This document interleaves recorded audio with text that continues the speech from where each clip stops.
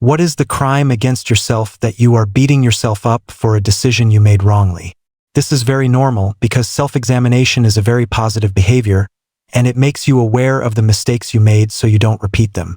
But when this internal chastisement turns into guilt that lasts for days, months, years. Imagine, I know people who have a guilty conscience about things that happened to them many years ago, maybe 5 or 6 years ago, sometimes more. It's not normal, and it's no longer just a matter of beating yourself up or correcting mistakes. Here we have moved on to a disease called guilt, and unfortunately the majority of people suffer from this disease. Why are we so cruel to ourselves? Why can't we forgive ourselves?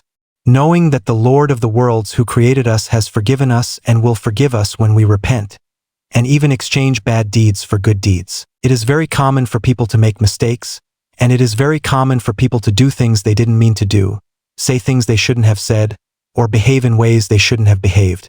After all, we are human beings, and God made us human beings, not angels who never make mistakes. We don't have any kind of mistakes, so we need to get over it, and we need to be kind and compassionate to ourselves. You sit down and think, seriously, go back and think, what is the sin, what is the crime?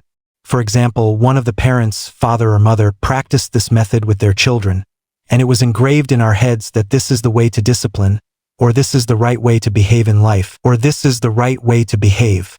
It can also be from school. For example, a teacher may have given a child an unpleasant word or a violent admonishment. You know what? That voice in your head might not even be your own. It could be your father's voice, it could be your friend's voice, it could be your teacher's voice. But that voice has taken up space in your mind and speaks to you as if it is part of your personality. In fact, these are the voices of many people who have entered your life, and you let them make you feel guilty and whipped. So, how do I get rid of the constant blame and self-flagellation? How do I get rid of this feeling? First of all, you need to convince your subconscious mind that self-flagellation is never a good technique. It's convinced that when you beat yourself up, when you scold yourself too much, when you blame yourself and beat yourself up, and practice this harsh punishment on yourself, your performance will improve and you will become a better person. But that's not the case. Because most successful people in life, if you attend an interview or read their life stories, you will realize that they are very compassionate people. When they fall and make mistakes, they come back and support themselves and boost their self-esteem. Self-flagellation is never the right thing to do to yourself. Not only that, a person who has self-flagellation is always self-flagellating, and is basically someone who never enjoys their achievements or successes. This is because he always focuses on the things that are wrong with his project, the things that are wrong with his personality, the things he needs to improve. He doesn't rejoice in the progress he makes in his career, his profession, or anything in life. In order to rid yourself of this bad feeling or disease that is dangerous to your health and psychological well-being, pay attention to the feeling of guilt.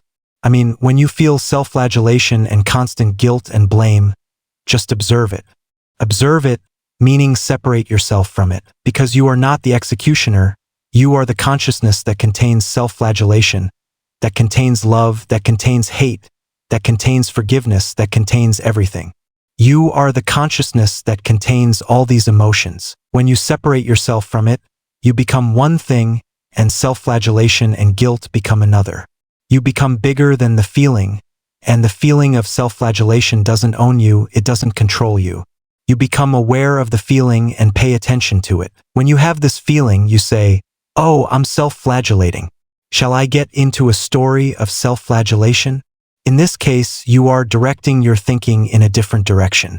For example, if you feel self-flagellation for something you did, you say, okay, I'm going to start beating myself up. Okay, let me sit with myself and think, what did I do wrong? How can I avoid it? Do I have to go apologize to the person I hurt? Is that a possibility? That's something you have to do, but it's not a possibility. The next thing, I'm writing or thinking, how should I avoid this mistake? And how should I make sure it doesn't happen again? That's how you learn from your mistake and see the mistake as your friend, not your enemy. Because we learn from our mistakes. Because a person who doesn't make mistakes is a person who has no achievements or successes, whose life is ordinary, whose life is routine and repetitive. We need to learn from our mistakes, and we need to learn from them, instead of always resorting to self-flagellation. The most important thing is that you pat yourself on the back. You forgive yourself. You say, okay, I did something not very nice. I made a mistake. Okay, fine. I have to think about how not to repeat that mistake. I have to think about how to get over it, how to improve, how not to fall back into that guilt. Seriously, be kind to yourself. Just like you would be affectionate with a second person, think of yourself as a second person, and you're being affectionate with them. Take it easy on yourself. You can't imagine that when you're kind to yourself, the whole world is kind to you.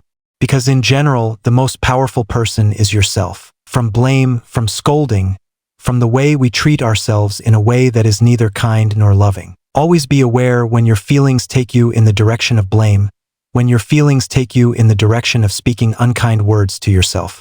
Always pay attention and let your self-love be the main thing. Of course, I don't deny that you should apologize to the person you hurt, vow never to do it again, and ask for forgiveness. But being kind to yourself and loving yourself is an important point that most people don't realize and don't consider to be very important. I hope this episode reached you the way I wanted it to. Let me know in the comments. What's the latest mistake you've made? I'll see you in future videos. If you like the video, don't forget to like, share, subscribe to the channel, and share the video so that the channel grows and spreads. Thanks a lot.